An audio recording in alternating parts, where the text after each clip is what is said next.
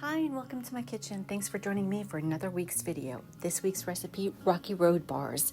Sweet marshmallows, salted almonds with that perfect sweet salty mix, gooey and crunchy all at the same time.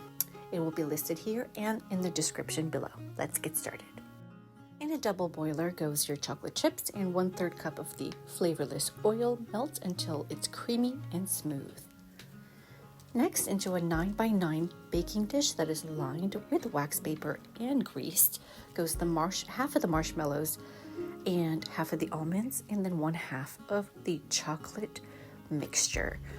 Using a spatula, spread the mixture over, top off with the rest of the marshmallows and almonds, and top over with the chocolate mixture to cover and smooth to the edges, just like that.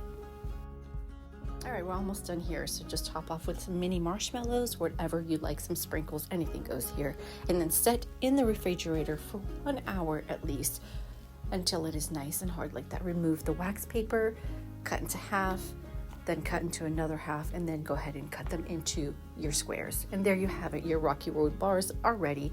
Delicious recipe to try, super easy to make, perfect for the holiday season.